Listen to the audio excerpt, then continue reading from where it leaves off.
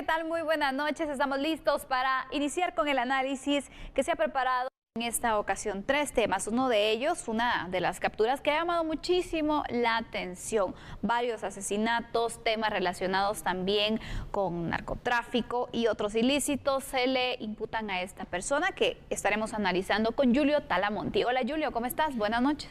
Buenas noches. Estamos a 30 de marzo precisamente, ya a un día que finalice este mes. Y sí, ahí se ha capturado un delincuente que, a pesar de que ha matado por lo menos a 14 personas, ahí está libre. Vamos a ver si ahora lo logra hacer. Incendios forestales que se dan uno tras otro. Y una cosa muy interesante, ¿no? Tratar de analizar hasta dónde llega el límite de lo que se puede o no se puede hacer con la comisión de postulación para candidatos a fiscal general. Así es, esos son los temas que vamos a estar analizando. Hay otras notas también que usted tiene que conocer, que son importantes en el ámbito nacional y, por supuesto, el tema internacional, Julio, que le damos aquí seguimiento. Tenemos un espacio especial para que usted conozca esas noticias relevantes y Andrés Estrada nos las presenta en nuestro último bloque. Hola Andrés, buenas noches. ¿Qué tal, Hola Andrés. Sandy, Julio? Un gusto estar con ustedes, estar con la audiencia. Bueno, ayer hablábamos que Rusia había prometido reducir sus operaciones militares en algunas áreas de Ucrania.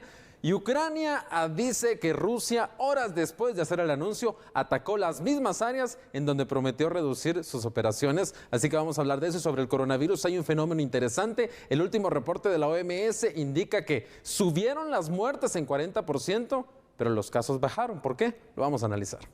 Así que este es el contenido que tenemos para ustedes, así que atentos entonces, comenzamos con el análisis. Vamos.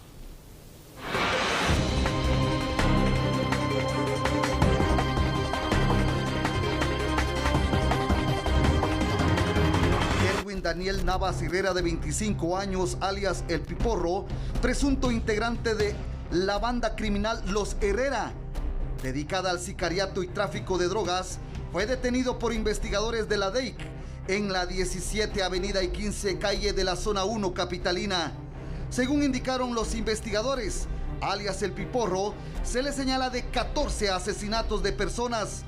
Según estadísticas de la Policía Nacional Civil, tiene varios ingresos a diferentes centros carcelarios. Sobre la captura de Erwin Daniel Navas Herrera, de 25 años, conocido con el alias de El Piporro, presunto integrante de la organización criminal denominada Los Herrera, que opera al sur del país, específicamente en el departamento de Escuintla y varios de sus municipios. Hoy fue capturado en la 17 Avenida y 15 Calle de la Zona 1 con base a una orden de aprehensión con fecha 28 de marzo del presente año, emitida por un juzgado del departamento de Guatemala, sindicado del delito de asesinato. Inspector, se le acredita de por lo menos unos 14 asesinatos o ataques armados. Asesinatos confirmados en los cuales Policía Nacional Civil junto al Ministerio Público ha recabado información y ha tenido la certeza que alias El Piporro es la persona que se ha visto involucrada en estos hechos contra la vida. Hoy investigadores indican que alias El Piporro es el segundo cabecilla de la estructura criminal Los Herrera, que opera en varios municipios del departamento de Escuintla. También se le señala del robo de mercadería a contenedores y camiones. Bueno, ahí lo tiene usted, ¿no? Alias El Piporro es capturado por enésima vez. Veremos, televidentes y Sandy, si en esta ocasión sí realmente se queda tras las rejas. Y lo cual tampoco significa una garantía de que no vaya a seguir delinquiendo. Pero a ver, esto es dramático, ¿no? No solo por el hecho de que ha salido y entrado varias veces a prisión.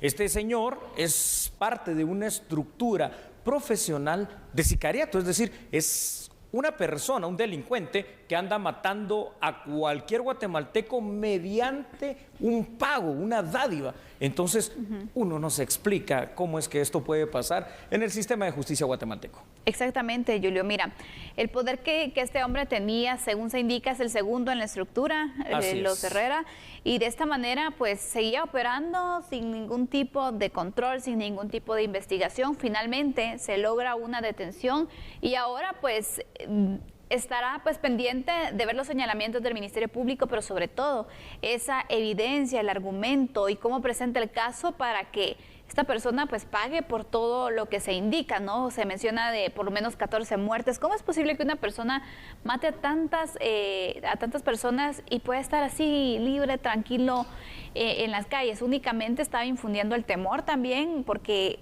según indicaban en el área donde operaba y donde vivía, pues muchos sabían de lo que él se dedicaba, también el tema de las muertes, pero al final generaba un miedo incluso poderlo denunciar, porque como miraban que no pasaba nada, Julio. Claro, no, explicación racional no se puede encontrar a una situación similar a esta, ¿no? Porque no es posible que alguien que se mantenga y que haya ingresado al sistema de justicia por darle muerte a otras personas, pues salga así, como si fuera cualquier cosa, como si fuera gracia, como si fuera un chiste lo que está haciendo. Estamos hablando de asesinato. Sí, estamos hablando precisamente, como te decía, de una estructura dedicada al sicariato. Ahora la situación es, bueno, ¿qué es lo que va a pasar? Y aquí el problema es que la investigación criminal es demasiado débil, es demasiado tardada y muchas veces también pasa otra situación por miedo, ¿no? Es decir, no se ratifican las denuncias, no hay una parte que esté pidiendo, pero cuando estamos hablando de delitos graves como este, se supone, al menos que debería haber pues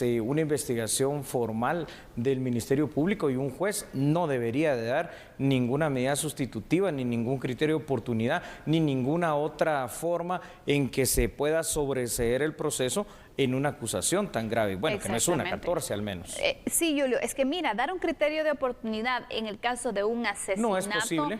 No es un delito de menor gravedad. No es posible. Entonces, también cómo representa en el sistema penal guatemalteco, Julio, el tema del asesinato, porque son varios años de prisión, es un tema ya mayor también que tenemos que hablar, entonces no se explica cómo es posible que esta persona pues estuviera así libre, que el sistema de justicia guatemalteco pues no se le haya aplicado, cuando hay otros que han cometido delitos menos graves y directo se van entonces a una prisión, a esperar el resultado de su audiencia, y mientras tanto pasa mucho tiempo. Aquí es donde vemos que la justicia realmente no se aplica de la misma forma para todos. Sí, no, probablemente aquí lo que pueda haber pasado es la corrupción dentro del mismo sistema. ¿Y a qué me refiero? Si la prevención policial de los agentes captores en situaciones pasadas indica que pues, fue una aprehensión por cualquier otro hecho, bueno, pues entonces se pueden dar esos criterios de oportunidad. Ahora, lo que yo sí no creo es que de alguna manera se le haya dejado libre si se le estaba sindicando de asesinato, a menos que de verdad no haya existido la capacidad, y eso también es grave, per se es gravísimo, de poder demostrar ahí en esa audiencia de primera declaración este hecho y esta cuestión en 14 ocasiones, es decir, que no se haya tenido la capacidad por parte del ente investigador del Ministerio Público de decir, mire, señor juez, si hay una presunción de que este señor fue, porque hay una estructura criminal, porque es el segundo dentro de la misma, por esto y lo otro. Entonces yo creo que es toda una deficiencia que viene marcada junto con posible corrupción dentro de nuestro sistema de justicia. A todas luces esto solo nos indica algo, por eso es que hay tanta impunidad y es que afuera hay tantas muertes, ¿no?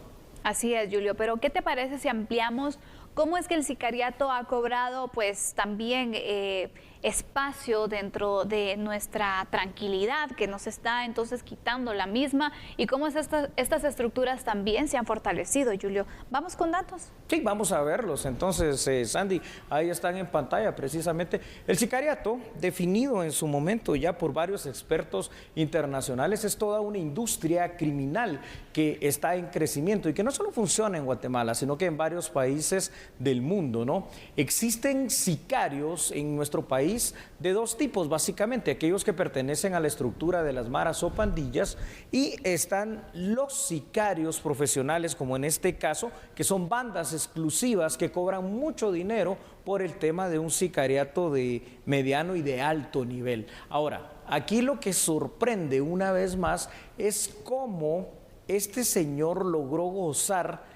burlar al sistema una y otra vez hasta sumar 14 ocasiones. Y entonces esto nos lleva a pensar que las cosas aquí no están funcionando bien, a través definitivamente de errores y de corrupción. Y vamos a ver de una vez los otros datos, fíjate, Sandy y televidentes. ¿Por qué? Porque en muchas ocasiones estas cuestiones lo único que hacen es fomentar y aumentar el índice tan alto todavía de impunidad en cuanto a delitos contra la vida. Aún en Guatemala, también hay que decirlo, una cultura de denuncia no está consolidada. No. ¿Por qué? Porque de alguna manera hay miedo, hay temor, aunque eso no lo justifica. La investigación generalmente se basa únicamente en la prueba testimonial, la más débil de todas las pruebas. ¿Y a qué se debe esta constante libertad de estos delincuentes? Bueno, la deficiente investigación y persecución penal y una falta de una parte que se constituya como querellante y diga, ¿sabe qué? Sí, él es el que hizo tal cosa. Yo lo vi cuando mató a la otra persona. ¿Y por qué no lo hace la gente? Lo hace por miedo.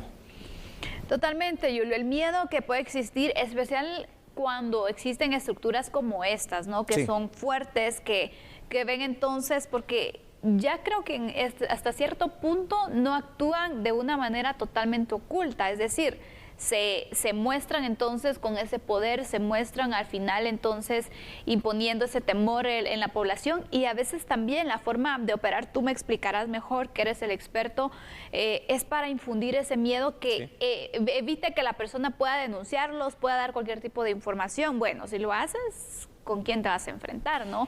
Y por eso existe también la impunidad. Existe la impunidad. Mira, hay casos, ¿no?, en los que hemos visto estas bandas de sicarios organizados, en algunos de ellos de manera dramática, porque han sido casos paradigmáticos. El caso, por ejemplo, del Parlacén, diputados salvadoreños del Parlacén, en el caso del abogado Rosenberg, las bandas de sicarios estaban integrados particularmente por exmiembros de la Policía Nacional Civil, y en otros casos asociados, por ejemplo, a estructuras criminales dentro de esa misma institución, como los famosos riberitas, como se les llamó en su momento. Bueno, pues también vienen dados de este tipo de situaciones que se vuelven cuasi un crimen de Estado. Entonces, por supuesto que hay miedo, por supuesto que hay temor, por supuesto que estamos hablando de gente que es capaz de ser tan desalmada que por el dinero que le des, así como en el caso Rosenberg se logró comprobar, $40,000 y te matan a cualquiera. Y aquí los pandilleros, por mucho menos dinero, igual matan a cualquiera.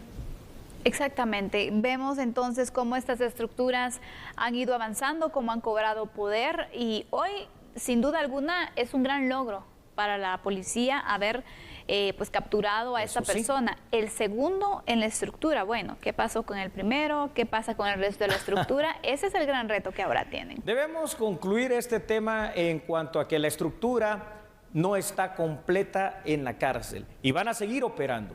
Pero ¿sabe qué? Fuera de esa estructura, el sicariato está presente en Guatemala. ¿Qué es lo que se va a hacer para poder contrarrestarlo, prevenirlo, erradicarlo? Métodos especiales de investigación como escuchas telefónicas, seguimientos. ¿Dónde están esas fuerzas de tarea que puedan precisamente poner fin a esas estructuras profesionales de sicariato? Vamos a continuar en este momento con más información a través de nuestra compañera Sandy Monroy.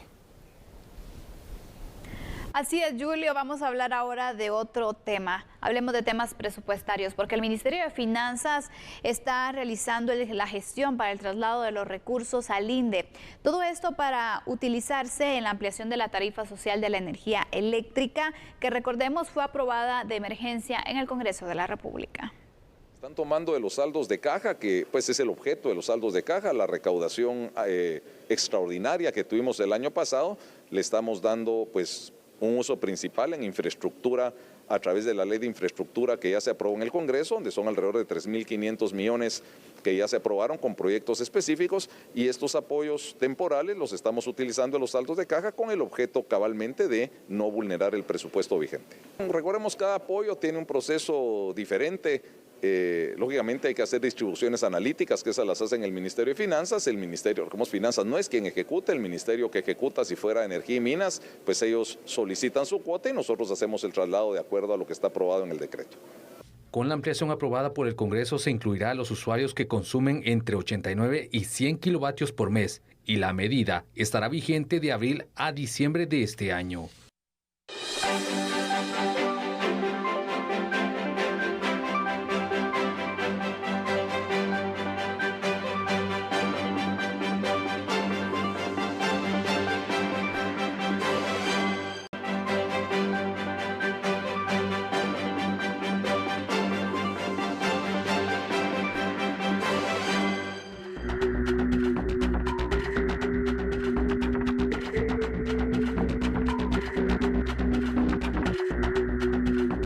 cantidad de incendios forestales y no forestales son provocados de manera intencional. Así lo afirmó el jefe de Protección Forestal del Instituto Nacional de Bosques. El 99% de los incendios son por causas de acciones humanas.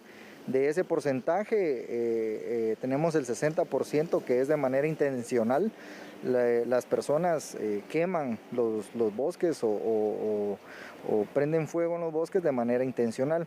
Luego tenemos quemas agrícolas, también tenemos cazadores y colmeneros que hacen estas actividades dentro de los bosques y por alguna negligencia pues ya provocan estos incendios forestales. Los departamentos con mayor incidencia de siniestros son Huehuetenango, Quiché, Jalapa, Zacapa y Guatemala. En este último, la mayor cantidad de incendios son no forestales y se presentan en terrenos baldíos. Esta situación ha provocado en menos de una semana que 5 personas perdieran la vida, incluida una menor, y otras 8 resultaran con graves quemaduras. Por lo que las autoridades llaman a la población a no intervenir en los siniestros y resaltan la importancia del equipo especial de protección utilizado por los bomberos forestales.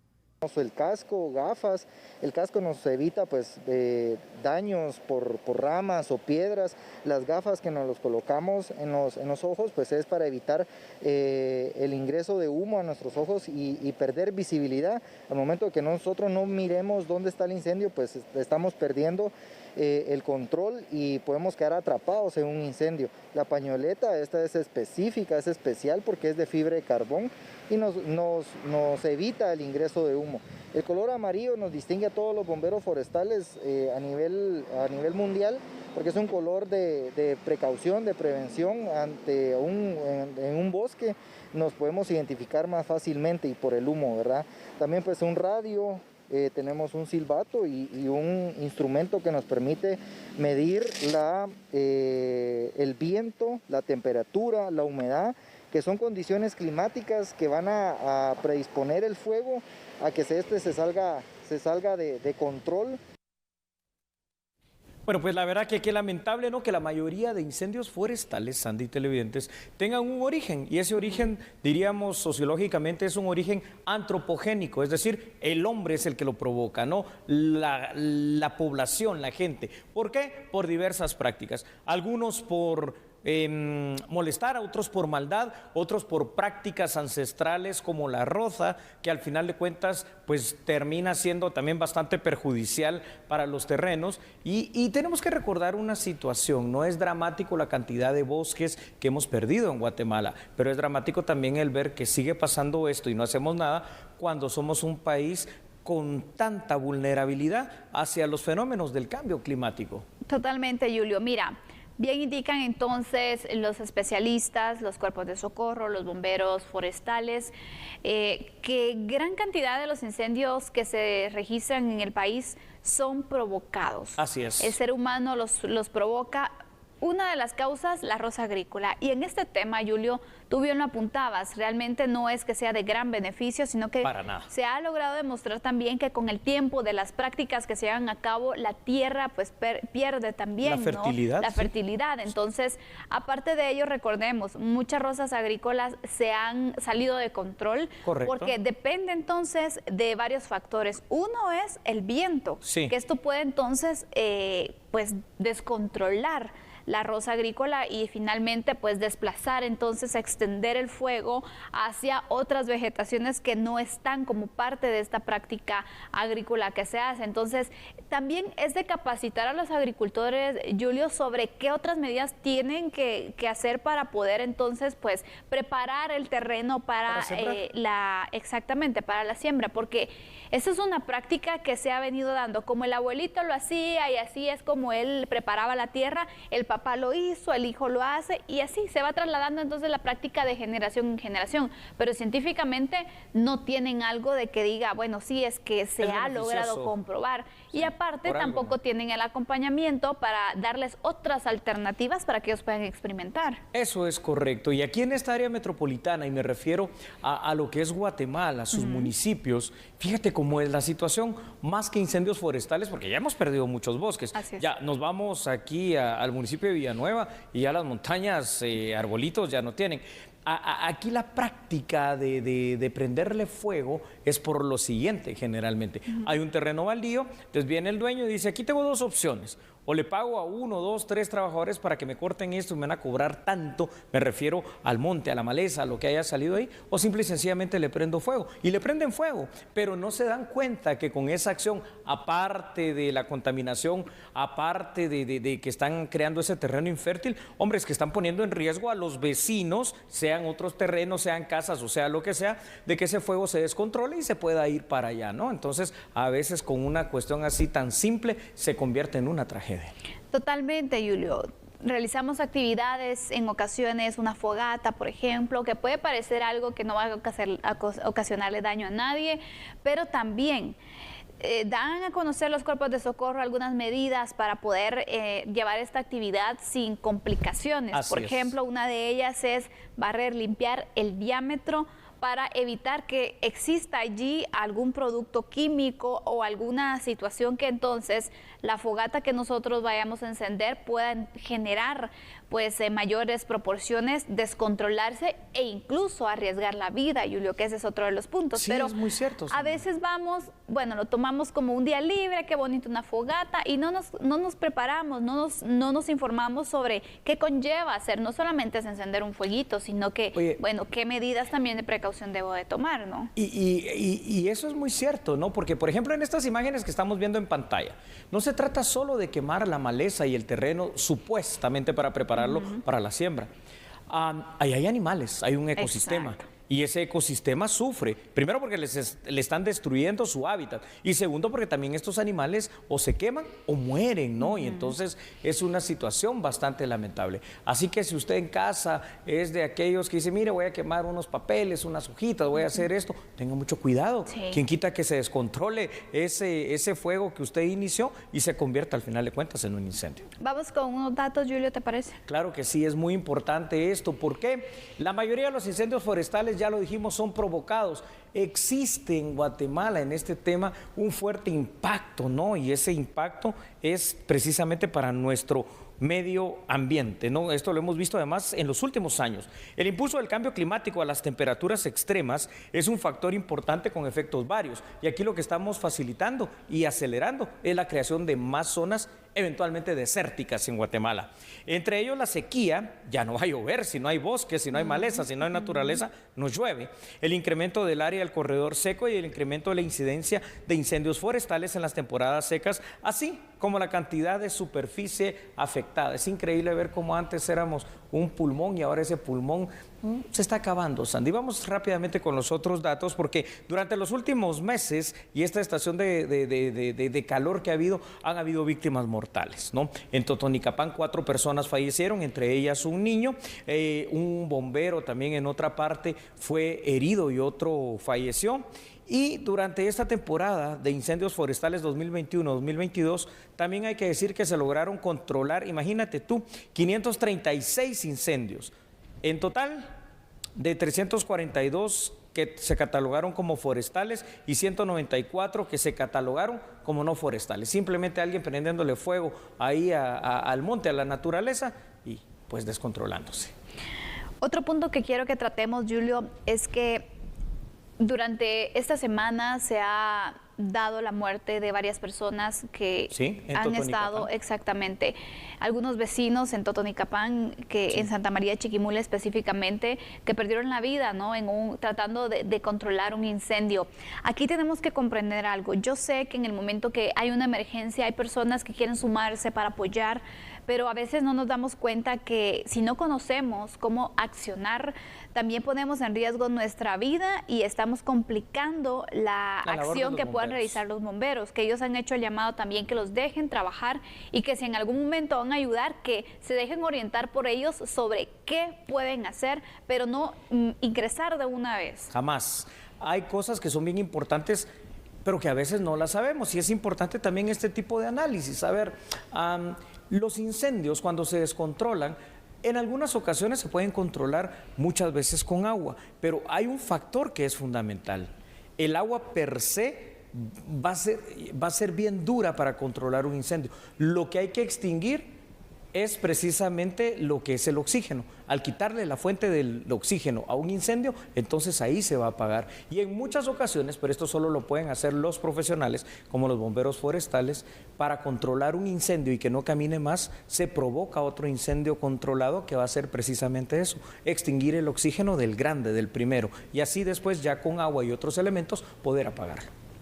Así que es muy importante que nosotros comprendamos esta situación, que no ingresemos de esta forma, porque también recordemos que el incendio puede descontrolarse aún más, puede también pues desubicar a las personas, tanto que no puedan salir del mismo, y de esta forma el humo y otros factores pueden entonces perjudicar su salud. Es importante dar el espacio a los cuerpos de socorro que lleguen a controlar estos mismos, y si queremos ayudarles, dejarnos orientar por ellos. Hoy también envío la solidaridad, nuestro más sentido pésame a las familias de los bomberos forestales que han perdido la vida, y también de los vecinos, de personas que han tratado de ayudar, que lamentablemente han tenido un resultado fatal. Terminamos el análisis de este tema. Vamos ahora con otras noticias con Julio. Gracias, Andy, muy amable, porque preste usted mucha atención, pero verdadera atención. Son dos cosas importantes, ¿no? El Ministerio de Salud informó el día de hoy acerca de las vacunas que están próximas a vencerse, pero no solo eso, también se refirió esta institución acerca de la ya programada cuarta dosis en contra del COVID-19. Alrededor de 3.8 millones de vacunas se vencerán este 31 de marzo y 1 de abril. El ministro de Salud explicó los principales motivos que la cartera detecta. No tengo el dato exacto, porque recuerden que en este momento hay muchas vacunas que están distribuidas en las áreas de salud y en los distintos centros de vacunación en las comunidades más lejanas. ¿Se vencen vacunas? Desgraciadamente sí, y creo que los factores ya los conocemos. Uno es, por supuesto, la renuencia de un gran sector de población a vacunarse. Dos, las estrategias se implementaron. Tratamos de llegar a todos los puntos y de hecho creo que se llegó, y hemos encontrado todo tipo de situaciones. Si ustedes ven los números de vacunación, las estrategias han funcionado. Ya vamos por arriba de los 16 millones de dosis aplicadas. Eso es un dato muy importante. Ahora, desgraciadamente sí, tenemos que enfrentar que, al igual que en otras partes del mundo, las vacunas se vencen. Coma también confirmó que se estará administrando la cuarta dosis de refuerzo en los próximos días. La cartera de salud anunciará la fecha de cuándo se administrará. Muy buenas noticias. Organización Panamericana de la Salud y la FDA ya está recomendando la cuarta dosis, ya prácticamente es oficial. La recomienda para personas arriba de 50 años de edad, personas con comorbilidades. Así que también empezaremos con el esfuerzo de los refuerzos. El ministro afirmó que la vacunación de menores avanza y se está trabajando en estrategias para que los padres puedan acudir masivamente a inmunizar a los niños y niñas.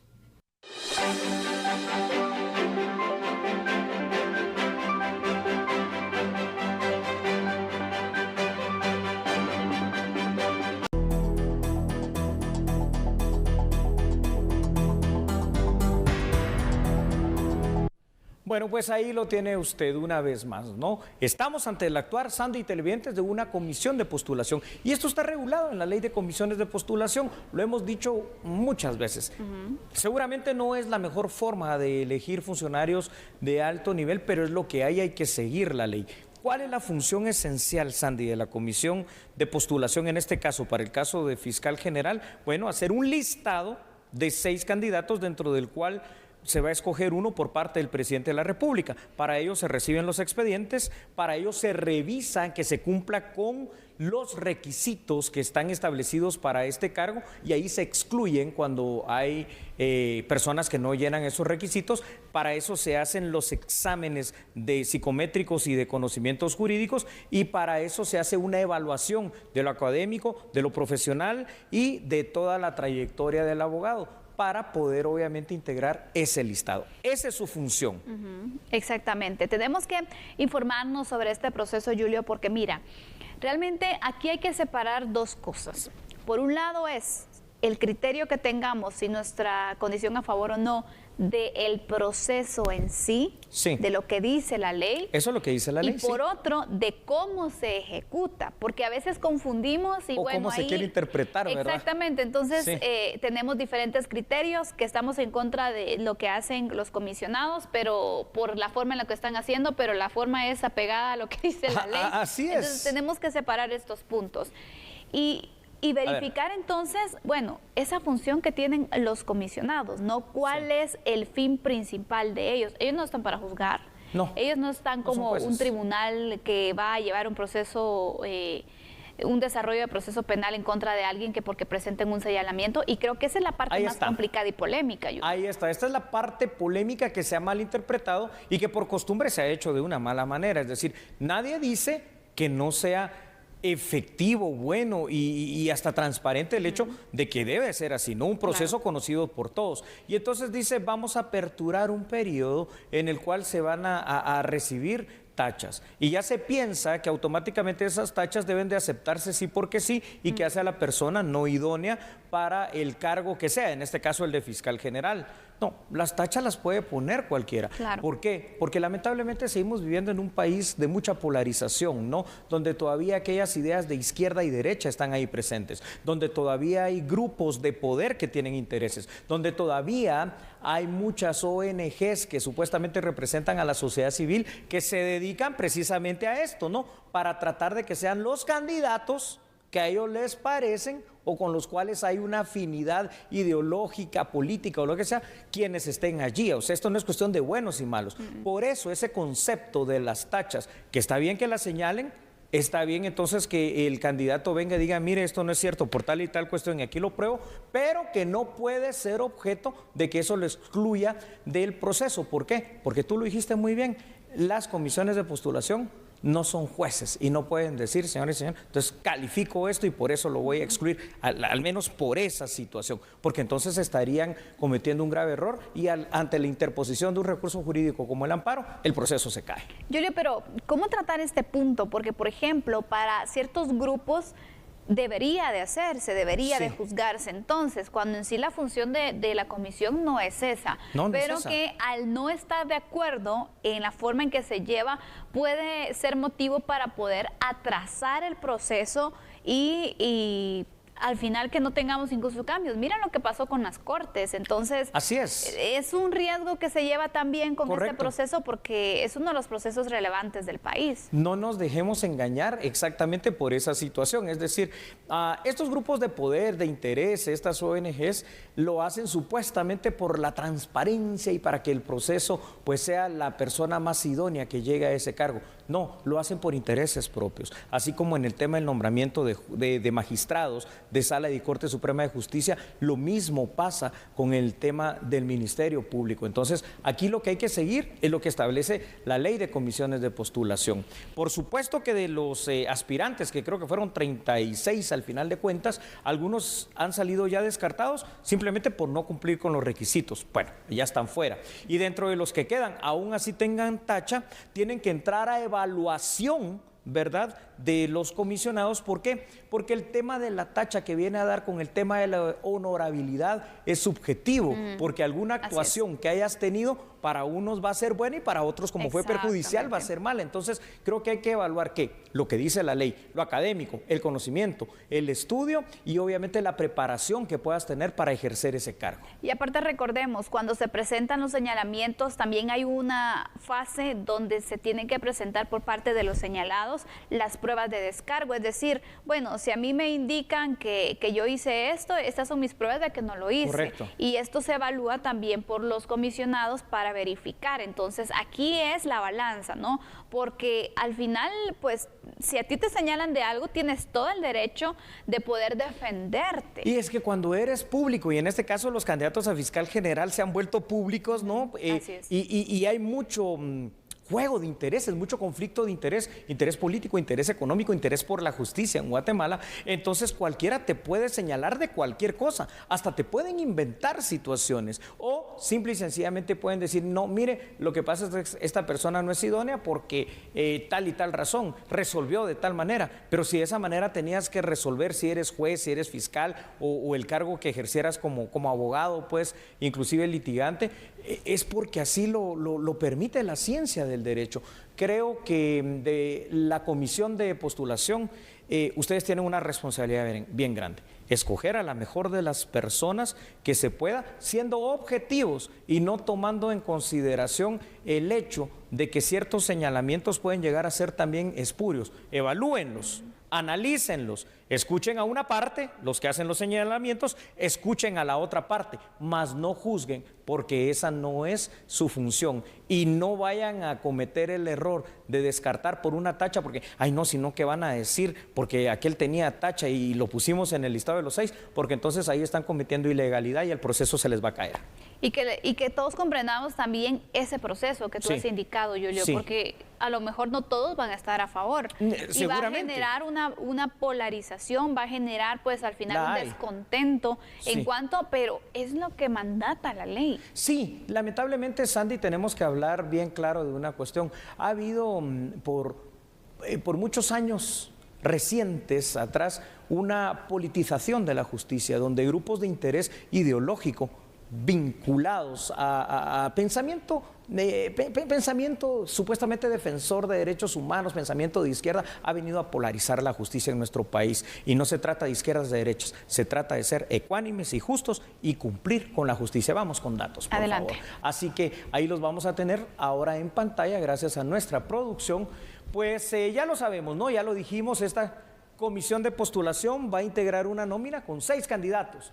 La nómina se le entregará al presidente de la República porque así lo dicta la ley, el cual va a designar al nuevo fiscal para que tenga un periodo de mandato de 4 años. La lista también debe entregarse como fecha máxima el próximo 17 de mayo. Y veamos, por favor, con el apoyo de nuestra producción, los otros datos que también son relevantes, porque dentro de esta situación ya fueron presentadas 35 objeciones en contra de 8 aspirantes. La comisión conoce las pruebas de descargo y eso está bien. Los aspirantes se sometieron a pruebas psicométricas y desde el 4 de abril se van a realizar las entrevistas. Estas entrevistas, Sandy, van a ser importantes también fuera de las pruebas de descargo, pues para que la gente conozca. Y yo te digo algo, en el ámbito jurídico, pues prácticamente todos de una u otra forma nos conocemos y se sabe quién es idóneo, quién no, quién es bueno, quién es, digamos, apegado a ciertas mafias, a ciertos sectores.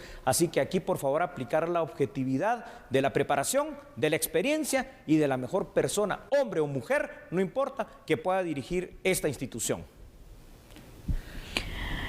Bueno, sin duda alguna falta todavía en este proceso para elegir al próximo fiscal general y jefe del Ministerio Público. Recordemos, la comisión de postulación se tiene que mantener integrada luego de presentar a estos 6 candidatos al presidente de la República. Hasta que exista ya una elección, ya entonces queda pues en desintegración, ya finaliza el trabajo de la comisión por cualquier circunstancia que se pueda presentar, amparos, procesos, y que quede entonces en suspenso esta elección. Así que hemos evaluado aquí un poco de las funciones. Es importante también que nosotros busquemos fuentes oficiales, que nos informemos muy bien, que busquemos varias fuentes, no nos quedemos solo con una, para también formar así nuestro propio criterio. Vamos con otras noticias. Y nos pasamos nuevamente a noticias que están relacionadas al ámbito de la salud en Guatemala. ¿Por qué? Porque el Ministerio de Salud agradeció a Taiwán por un proyecto, y es el proyecto de promoción de tecnología médica para el mejoramiento de la salud aquí en Guatemala. ¿Qué tipo de salud? Específicamente aquella que se denomina materno-infantil, en hospitales también ya bien establecidos como lo son el Hospital de Amatitlán y el de Cuilapa, y también en 2 centros cantonales de maternidad. Así que veamos esta noticia, por favor, ahora acá en A la Medida. El proyecto de mejoramiento tecnológico para la salud materno-neonatal, que inició en 2019, presentó su clausura luego de 3 años, señalando que hay avances importantes en los 2 hospitales donde se aplicó. Esto ha permitido mejorar en prácticamente 2 años de forma significativa los resultados en la calidad de vida, tanto de las madres como de los neonatos. De la mano se capacitó a más de 437 profesionales en el área médica, personal de enfermería, auxiliares, técnicos, lo cual pues redunda directamente en la calidad de servicio que se brinda a la población. El embajador de China a Taiwán señaló que con este proyecto se redujo la muerte materno-infantil en los hospitales de Amatitlán y Cuilapa. Y este proyecto ya está entrando en su segunda fase, evaluando ampliar ese rótulo en otros departamentos. En estos casi 3 años, ¿qué tipo de logros se ven? Bueno, digamos, nosotros no solo donamos equipos médicos para fortalecer la capacidad de los hospitales y también capacitamos más de 400 médicos para compartir nuestra experiencia en Taiwán. Mientras tanto, también intentamos reducir la mortalidad, por lo menos hasta ahora, 10% de los neonatos con dificultad respiratoria ha reducido. La doctora Edna Flores destacó que en los 3 años se disminuyó más del 50% en relación a mortalidad materno-infantil. Disminución del 50% de la mortalidad materna en el hospital a lo largo de 3 años, con la adquisición obviamente de todo el equipo que ha sido donado por la República de China Taiwán. ¿Ese 50% a cuántas personas equivale? Iniciamos la razón de mortalidad materna de 20 mortalidades por año en el año del 2017 y para el año 2021 teníamos solamente 9 mortalidades maternas, entonces un poco más del 50%.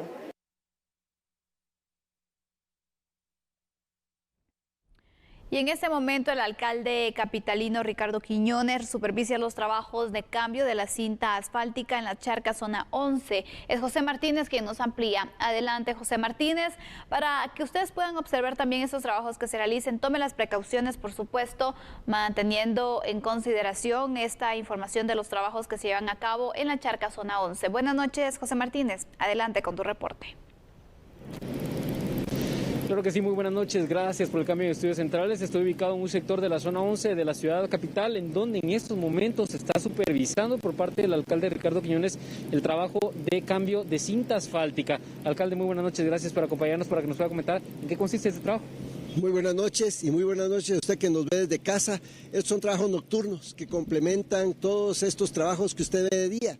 Aquí estamos en uno de los ingresos a la ciudad y de eso se trata. Estamos trabajando para mejorar los ingresos y las salidas de la ciudad para que usted pueda desplazarse y movilizarse de una forma más rápida. Estos trabajos se están realizando en los 4 puntos cardinales, así como estamos hoy aquí en el sector de las Charcas y de San Cristóbal. Estamos trabajando en la carretera del Atlántico, estamos trabajando también en la Aguilar Batres, estamos ampliando carriles. Vamos a iniciar ya un segundo paso a desnivel sobre la Petapa y son trabajos de infraestructura en la ciudad que tienen como propósito mejorar e impactar la calidad de vida y al mismo tiempo también hacer a la ciudad más atractiva para que puedan venir más empleos, para que pueda activarse la ocupación. Necesitamos retomar todo este esfuerzo de la actividad de la ciudad para recuperar las condiciones de vida de miles de vecinos que tienen hoy la ilusión de poder activarse y de poder recuperar esto que es la vida como la hemos conocido y que con prudencia lo tenemos que hacer nuevamente. Sí, alcalde, muchísimas gracias por los detalles que nos comparte a esta hora de la noche. Precisamente le hacíamos la consulta a su departamento de tránsito, 21,000 vehículos que pasan por este sector, una ruta muy importante para San Cristóbal y para el área de Villanueva. Compañeros, mi reporte desde la unidad móvil. Regresamos a los estudios centrales. Muy buenas noches.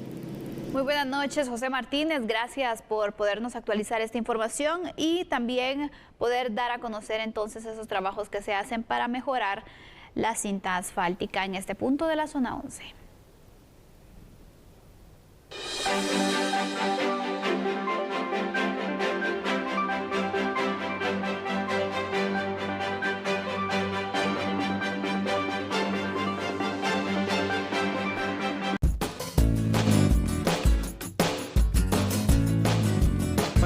fecha de hoy, 30 de marzo de 2022, este es el tipo de cambio del dólar estadounidense según el sitio Infodólar y el Bancoat.